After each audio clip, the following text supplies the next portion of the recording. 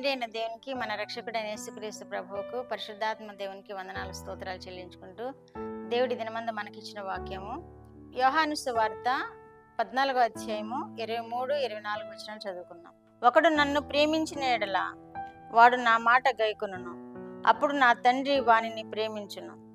మేము వాని యొద్దకు వచ్చి వాని యొద్ద నివాసం చేతుము. నన్ను ప్రేమింపని వాడు నా మాటలు గైకొనడు.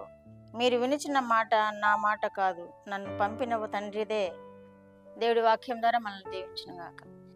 ఒకడు నన్ను ప్రేమించిన యెడల వాడు నా మాట గైకొనును అంటున్నాడు. ఇక్కడ యేసు ప్రభువారు చెప్తున్నారు ఈ మాటలు. ఒకడు నన్ను ప్రేమించిన యెడల వాడు నా మాటలు గైకొనును అంటున్నాడు, అప్పుడు నా తండ్రి వానిని ప్రేమించును అంటున్నాడు. మేము వాని యొద్దకు వచ్చి వాని యొద్ద నివాసం చేతుము అంటున్నాడు. ఎవరైతే దేవుని మాటలు వినరో వాళ్ళలోనికి దేవుడు రాడు అని ఈ మాట ద్వారా మనం తెలుసుకోగలుగుతున్నాం.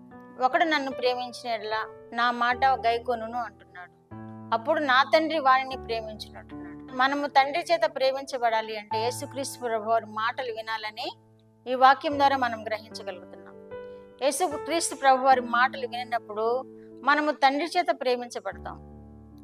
అప్పుడు యేసుక్రీస్తు ప్రభువారు తండ్రి వారిరువురు వచ్చి ఎవరైతే ప్రేమిస్తారో వారిలో నివాసం ఏర్పాటు చేసుకుంటామో అని తెలియజేస్తున్నారు. ఎంత ధన్యకరమైన స్థితి! యేసు ప్రభువారు మన తండ్రి అయిన దేవుడు ఇద్దరు వచ్చి ఆయనను ప్రేమించే వారిలో నివాసం ఏర్పాటు చేసుకుంటారు అంటున్నాడు. ఎవరైతే ప్రేమించరో ఆ విధమైన స్థితిని వారు కలిగి ఉండరు అని కూడా చెప్తున్నారు. ఎవరైతే యేసు ప్రభువును ప్రేమించరో తండ్రి ప్రేమ వారిలో నిలిచి ఉండదు అంటున్నాడు. వారి మాటలు నిలిచి ఉండవు, తండ్రి ప్రేమ వారిలో నిలిచి ఉండదు. కాబట్టి తండ్రి యేసు ప్రభువారు వచ్చి వారిలో నివాసం చేయరు. కాబట్టి మనం ఏం చేయాలన్నమాట, యేసు ప్రభువుని ప్రేమిస్తే చాలు, మనం యేసు ప్రభువుని ఆరాధిస్తే చాలు, యేసు ప్రభువుని కీర్తిస్తే చాలు, తండ్రి మనల్ని ప్రేమిస్తానంటున్నాడు. అప్పుడు వారిరువురు వచ్చి ఎవరైతే యేసు ప్రభువుని ప్రేమిస్తారో వారిలో ఉంటాము అంటున్నాడు. కాబట్టి మనం యేసుక్రీస్తు ప్రభువారిని ప్రేమిద్దాం. మన కొరకే ఆయన శరీరధారిగా వచ్చి ఆయన శిలువలో మరణించి రక్తం చిందించి ఆయన రక్తం ద్వారా మనకి విమోచన కలుగు చేసిన యేసు ప్రభువారిని ప్రేమిద్దాము. ఆయనను ప్రేమించిన వారికే తండ్రి యొక్క ప్రేమ వారు పొందుకునే గలవారుగా ఉంటారు. కనుక యేసుక్రీస్తు ప్రభువారిని ప్రేమిద్దాము.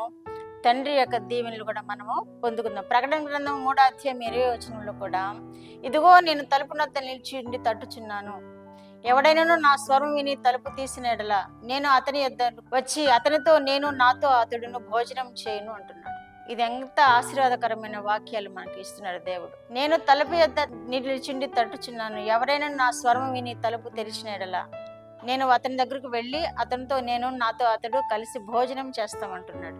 చాలా మంది ఇళ్లలో డైనింగ్ టేబుల్ దగ్గర అన్సీన్ గెస్ట్ అని చెప్పి రాసుకుంటారు. Unseen guest ఎవరనమాట?